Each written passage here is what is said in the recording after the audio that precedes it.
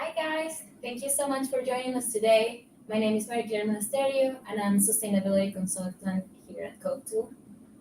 And my name is Sofia Gniausheva, and I am the marketing designer, joined as a branding designer and the overseeing of everything visual. I'm so excited for the session today because I think that as an architect, we use visual aids for everything that we do. Like we use diagrams, presentations, just like the whole renders, to use like and convey our ideas for our clients. Even it helps us to like sell that design concept at the beginning or even at the end, just to like have this pretty render that sells to our clients, or like even if it's like a contractor or other type of consultants. So presentations and documents and all of that basically. Yes, it literally ties everything that we do. Like even if we think that it's not that important, it's actually 100% of our work.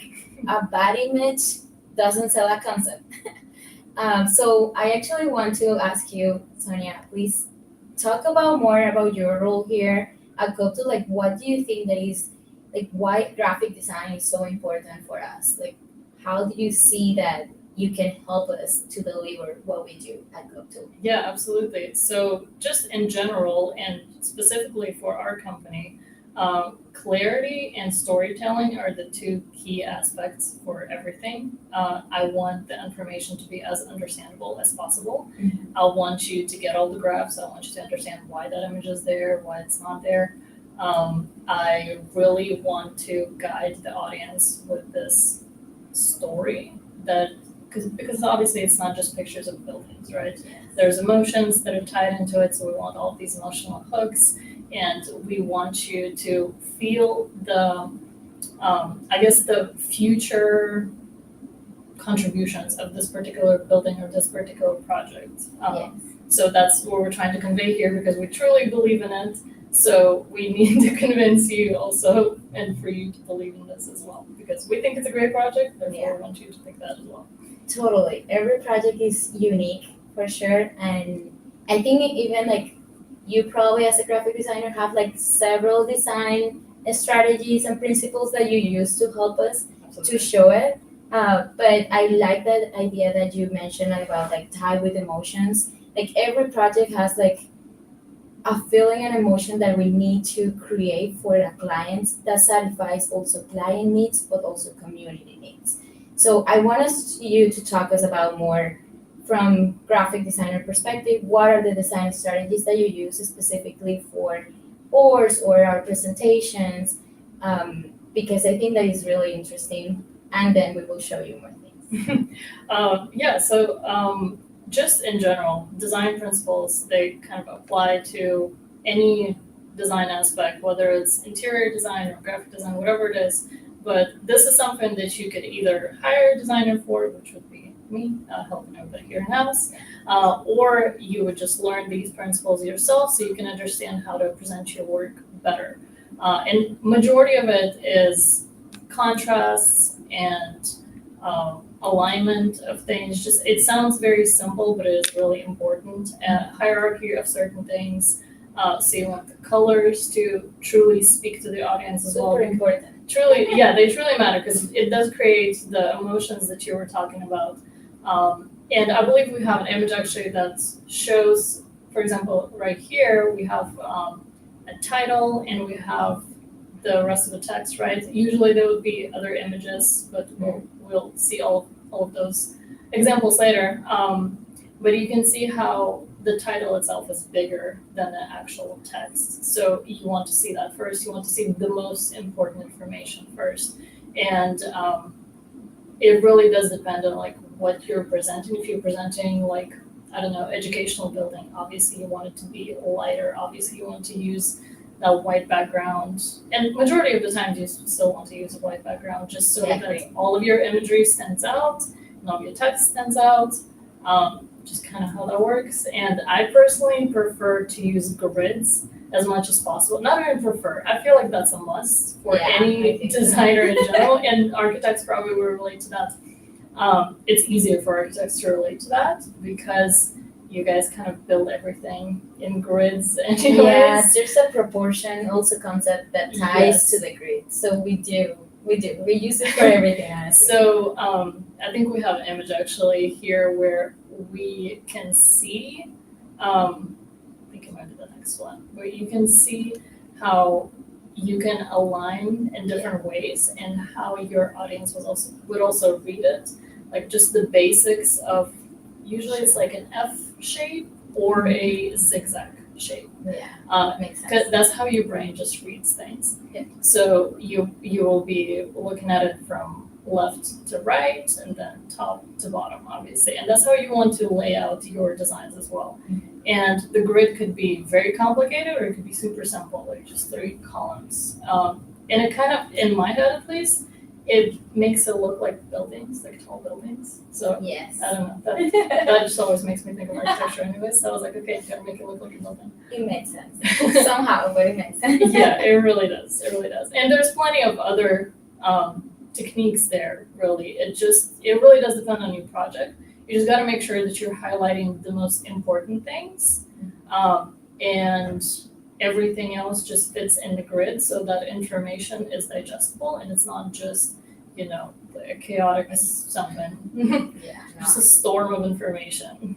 Especially for us architects or designers, like we always have so many ideas Mhm. that we just want to like throw everything in there. I want to show you everything that's in my mind. Yes. Yes, that's true. So we want to keep it simple. That's one of the key rules that I actually have, and the marketing team probably hears it from me a little bit too often. But I just want to minimize everything as much as possible.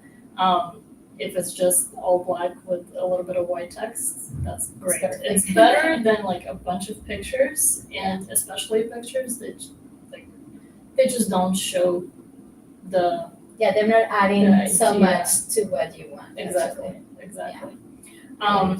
And we do have kind of different documents, I guess, that we want to present. So do you want to talk about that a little bit more? Like what type of documents do you usually show to your clients or whatever audience you're showing that to? What is it? Yeah, I think that in general, like we use presentations, of course, like always.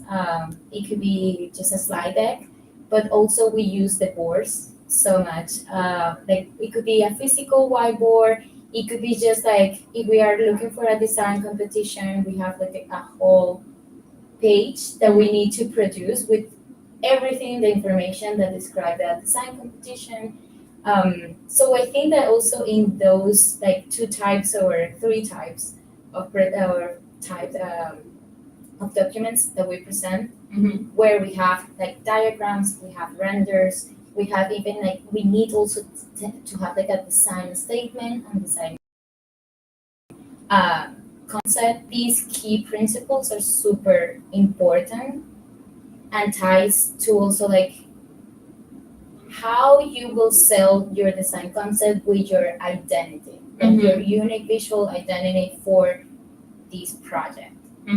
And it might not be exactly related to brand identity, but I would like to you have your input. Like I think that we have like 2 types also about that, like how you can sell or utilize like a brand identity and join it with a company identity too. Yeah, or like a project identity or something like that. Yeah. So we can actually, if I'm looking at 2 different documents here, right? So if we're looking at a big project, and here we have slightly different visuals actually, but this is a great example of branding because for the company specifically, or for you as a designer, architect, whoever you are, the creative brain behind your project. This is great because if you're presenting to multiple people, everybody knows, like they see the particular feel and particular mood of how you present. And obviously, like you use the same color palette. I personally don't go more than 3 to 4 colors in my presentations usually. It just takes away from it.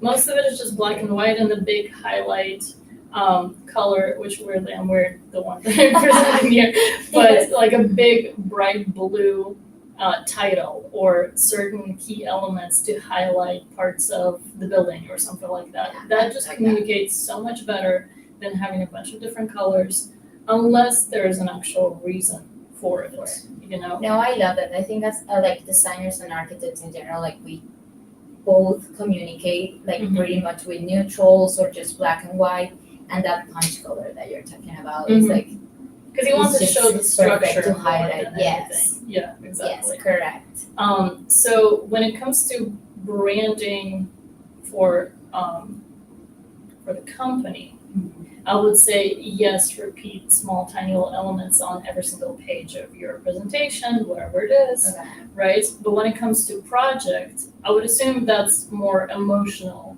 kind of like what we started talking about in the very beginning. Yes. So because it's more emotional, you want to use the colors that would be more that would tie with that emotion, right? And that would tie with that community. And you want to show off the people that, you know, go with that community, like the demographic they would actually see around that building. We have some images, great examples of it's all good design, in my opinion. It's all good design, and I know some of it looks a little bit chaotic, and another one looks pretty great, right? And I'll explain why. So the very first one, this building is super colorful. Like it's very fun. I'm sure the project itself is advertising something, I don't know, for kids or just like a playhouse of some sort, but it's on the water. I know it's not a playhouse itself, but it's something that communicates, oh, this is a space where you can just come and relax, sort of thing, right? Yeah. But it's clearly laid out, and it's using the colors that are also used in the images in this graph, right? Mhm. And that's what I want people to do. I want you to pull from the images that you already have and use that as your text or as your drawings, for example. Just throw it into Photoshop and just do that color change. It takes a couple of seconds, but it just changes the project completely. And the font that they use here, this is not necessary because majority of the time I would assume that would like distract your client, right? But if it makes sense, sure, throw that font in there, that fun font in there.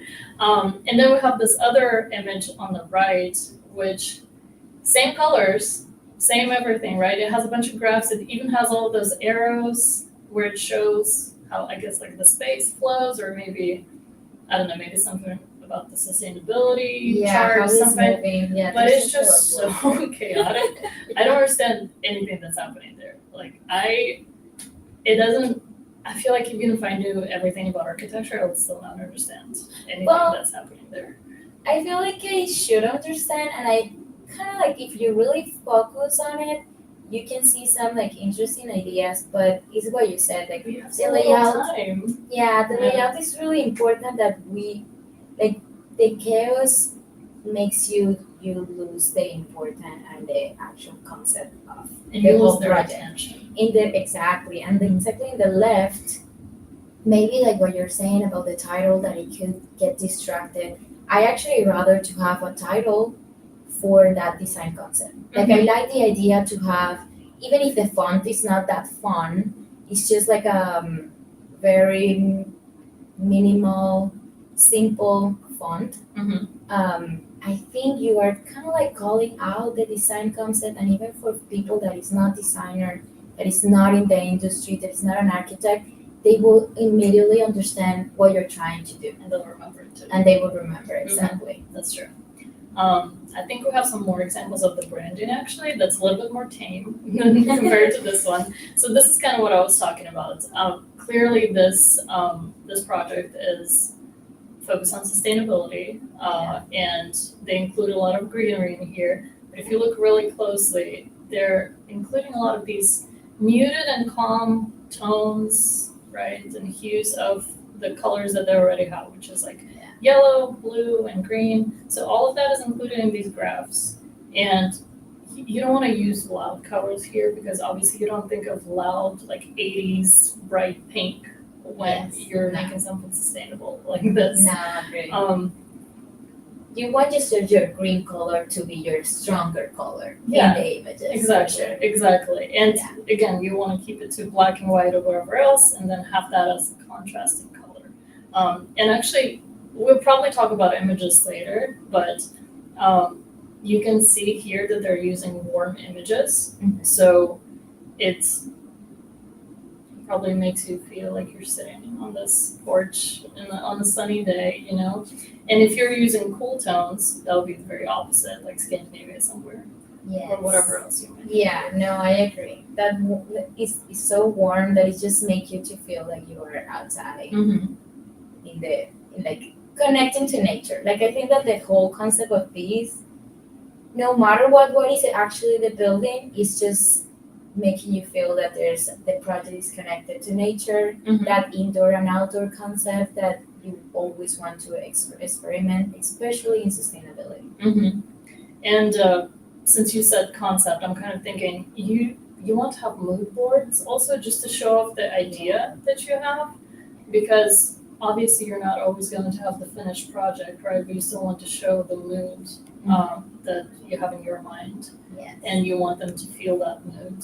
So whatever you can include, textures, is that Yes. usually okay? Yes, It's like textures, patterns, everything that There you want, like even not only for the client. I think that even like the next image will like show you some mood boards, but even for the internal team mhm. as a designers, it's super important that we have these always like layout somewhere, like just pin it up in your like area of design, like in your studio, because sometimes in so many iterations we forget what was that initial idea that the client buy, and the mood boards help us to remind ourselves what we need to like follow, what was like the actual important idea, the textures that you saw with the client that they like, patterns that maybe are just like natural patterns, like by some like biophilic design, if we are like using strategies there, Mm-hmm. that we can just like have there to remind ourselves, Mm-hmm. like go back. It's kind of like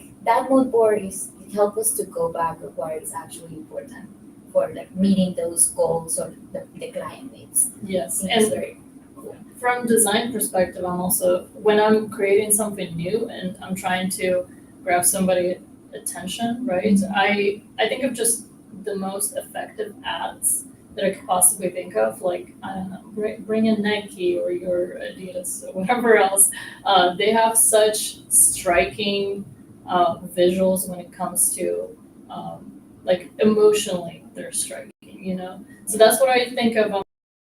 Like, what did they do to achieve that goal? It applies to any industry. You could totally use that in architecture, and here, especially in some of the images, you can see through the lighting, and even I think there's like mountains in the background or something. Like, put it in a setting where it makes sense for that building to be, right? Yes, I think that also ties with what you were talking before about the project's identity. Like sometimes that uniqueness, it just has to be like where the project is located. What is the community that is surrounded? Like maybe it's like in a natural park, like we don't know, like a very that is very important for that community. So you actually want to see those mountains. Yes. Because that will also like help the community like just to feel identified and like that project is theirs. Yeah, and even in the design itself, within the graphic design, I've seen people do this in some of the big architectural boards that you present, right? You would have the mountain that it would potentially be on, and the line, it like outlines the mountain, or it outlines whatever geography is around there. So you're instantly connected to this in your mind. No, I get that. I've seen that happening. It's magic. It is magic, yes. So I'm assuming throughout this entire process, you have a lot of ideas, and the process is long, right? Yes. So can you kind of explain how would you even show that? Like, how do you show all of these sketches and all of these 3D renderings? Like, what are the most important parts? What do you want to highlight there? Yeah, so I think in general, like everything is important in the process, and like internally, the teams want to like keep record and keep like everything and any iterations that we do. Mhm. But then when we are with the client, because you are meeting with the client in several part of the designs, right? So I don't know how to answer like what will be more important, but in any phase that you are gonna meet with the client, it is like imperative for us like to show at that stage in the design what we're gonna show, like what is actually important at that time. So let's say that we are in design phase, very early yet. We have several massing studies, like even sustainability analysis with the different massing iterations, and it's just could be chaotic to show the client like 20 different iterations, right? Like that would be Yeah, like get a lost. disaster. Get lost. Clients will never understand what was our like thinking process there. So which one do you pick here? Exactly. Yeah. So I think that very important to like shows the ones that are very unique, that we think that are the best ideas or the most like potential that will connect with the client, like not even only needs but also with clients taste. Like sometimes clients come like with case studies at the beginning and tell us like what they're looking for. Like let's say that the client is looking for mass timber building, so you have to look and like connect with that emotion that they want in like textures pattern, like we just talk about it, but also like more beyond that, the wood is also how you present it. Yes. So I will say like for this for example at the left, like I like the idea how it's everything like black and white, but then they use the red color like we saw before things. So in if you saw like there's like at the bottom above the last image, we have in um studies, but it's like literally the diagram of the 3D of the building, and then the red color is moving like around just to The roof or whatever else. yeah. So for the project, like powerful tool, like a visual that the client will say, okay, I need to see all of this, but I know that the red is actually the unique proposal that they are trying to explain to me. And then something is happening here in that 3D model, but I know that I have to see the red color. So it's really even to like make everybody in the room to understand like in the same level. Like what are we talking, what you have to see, and what are the differences between those What are the iterations, differences? maybe, or whatever else, iterations or elements of it. Yeah. I totally get that. And also looking at these images, I'm thinking, well, talking about the storyline, right, and how you want to Yes. present to a client, you can clearly see that the right one actually shows that off a lot better, where it highlights the big picture, right? That's the first thing that you see, and I kind of think of it always as like the same way that it works in your brain, right? You have this big idea, and then you have all of these technical little things, and then you have to come back to the big wow that you want to present to them, right? So you want to wow them with some of your project. It's a sneak peek. Yeah, but it's still a big image. You still want to see everything, and then you have all the explanations and all the diagrams, and by the way, all of your charts should look very clean, and they should still We're align. working on it. Yeah, they should just still align with everything that's shown here. Just makes it easier for your brain to process. Yeah. So yeah, we'll do that, and then I would come back to the images of your, I don't know, maybe they're more Diagram. lifestyle. Yeah, they're more like a lifestyle at the very end, so that you give them like the big reveal at the very end. Yeah, no, I like that. Those images at the end could be also like specific details, but like, yeah, those internal renders that maybe you want to show again, like 'Cause how that's you're important, managing obviously. the interior design and things like that. Yeah. Love that. I think that we have more even like cases for that. This is actually a great example. This is my favorite. So, and this kind of ties back to branding as well. Like when I'm thinking of cove.tool or maybe any other company, I want to see the same elements within maybe your logo or maybe within here it doesn't really apply, but when it comes down to other companies, like the logo is what I'm trying to tie into every single page, right? Same applies to architectural projects. You can see on the very first image, you see this big idea, right? And it's a sketch, which I kind of like that it's a sketch, because it's just an idea. It's not like a full building yet. Yeah, and then the explanation of it and the color style so well, which makes me very happy. But you can see that the building itself has all these beautiful arches, and they tie that arch into every element of graphic design here. And at the very end, it actually shows you, I don't think these are real images. I think they're like 3D renderings. I think they're renders. Yeah, but they're so realistic. I know. And the lighting, everything about it, that's what makes me like gasp at the very end. And it just, yeah, everything just ties together, and that's how your design should look. The second one, it's a little bit more subtle, but it still does the same thing. It's a round building. It's almost like an amphitheater, right? And you can see that the diagrams, they're shown it from the top, so you can see that circle. And they even tie in that circle within the image, like that sun or whatever that is. Maybe that's just a design element. And if it's overlapping, that's also great. That actually is a great technique that you can use in graphic design. And then it just has like those tiny little dots. I don't know. It's just, you can do so much with it. You can get so creative with it with just one or two elements that is within your architectural design. I love that. And sometimes like you need that to even win proposals, like win pursuits to the clients. Like I remember like one of my professors always in architecture school told me that it was not about something beautiful.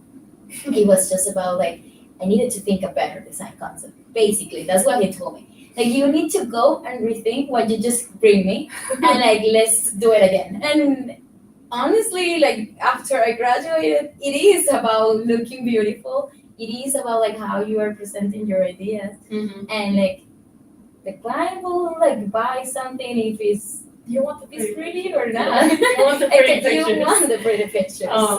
Yeah, and also this is a great example of all the pretty pictures. The angles matter so much. It really does matter if your building aligns with the corners of the frame and the text, all of that, and you could still use all the same frames and grids that we were talking about in the very beginning to align with the buildings. And if it's a space with like tall ceilings or something, obviously that's something that you want to show off. That first image really, like you can definitely see there's people there, there's a little bit of depth to it, so it's not a boring image, you know, and you're also looking from eye level perspective. So I don't know, I just feel like I'm in that space when I look at it. It's not an aerial view. It's a common space. I want the to power of a good angle for like photograph or for a render is powerful. Exactly. And like I think that there's something interesting happening there with those three. Like look how like my eye is just keep going and like going back to the first one. Like the powerful one image against to the other ones that maybe you have more information and like you can see even what is happening with the rest of the design, but my eyes keep going to the first one because it's just so powerful. Well, it's also the angle actually, because it kind of leads, it has that line. It's just like there's so many things. Yes. And the repetition also within the design, if you have anything, well, again, you will have things repeating within your building, right? So you want to show that off, and you can do exactly the same thing within your design. Repetition actually helps you, because if on first page, let's say it's a presentation, if it's on first page, you have like a red dot or something, and that identifies like a chapter of some sort of your project. You want that to repeat so that visually it's connecting as well. So same way that it connects with real life here. And even if you don't have fully developed photographs or 3D renderings, there's so much that you can do with it. You can add so much. Yeah, there's plenty you can do. Yeah, I think that we have a question in the chat about that, but let's just like wrap it up Yeah. for for everybody, and then let's go back to do Q&A. So here as well, this is a great example too, where when you show enough images, you also want to show it at its best, yes, right? So the one at night, the building is clearly very visually striking at night, so of course you want to have that image there. yeah, And you want to have all those people, in like, I don't know, they're like coming out of a game maybe or something like that. yes. Like I think that is super important what you said. Like if there's a building that even like works at night, it has a function, it has just as a recreation type, you have to show renders at night. Everybody loves them just because it's pretty. They are pretty. That's my favorites. But like especially if it's something that you're selling with building use that it will be utilized at night. Like it's really important. And people, it's important that you put like people from all demographics, like a specific, if you have like a specific community, like it doesn't matter about gender, but also like age. Like if it's like for seniority, like if for senior people, you have to show those type of like people in the renders, like entourage. Like you have to work with your entourage so much. And make it realistic, like if there are nurses in Yes. there, you probably want to include somebody that would usually be in that role. Yeah. If it's kindergarten, obviously there's gonna be a bunch of kids. You need Yeah. to get kids and teachers. Yeah, you wouldn't put Some like parents, a but yeah. construction worker into Yeah. an art studio. Unless, I don't know, they're taking classes there after work or something, but like that doesn't make sense in that particular setting. And when I've you're seen showing that those images. happening. Like sometimes when you're already rushing with a deadline, you're not thinking, you're tired, you haven't slept so much. I've seen it happen. Yeah, so maybe in those cases, you just want to simplify the kind of people that you include. That Yeah. You can wear all of the basics, like don't have any. Yeah. They don't have any attire that would, Totally. signal at something else. So to go back over one of the questions that we have in the chat, like what can I present if I don't have a fully developed visuals of a building? Okay, I see how that ties in. Yeah, if you don't have a fully developed image, I think the best way, or at least in my practice, some of the best ways would be to use Photoshop or even AI. Like you're not making an entire project with AI. You're just using it for ideas and you just put in some trees in there, right? And you want to create that emotional connection again. So if it's a black and white rendering, or if it's just a boring rendering, there's nothing around. You want that mountain, or you want that creek, or you want this, I don't know, fountain, something absolutely random, and trees around it. Yes. And take a picture or like screenshot it from an angle where you would be as a human standing there, right? And that helps the most, I think. All those layers just give them life. Exactly. Yeah, I agree.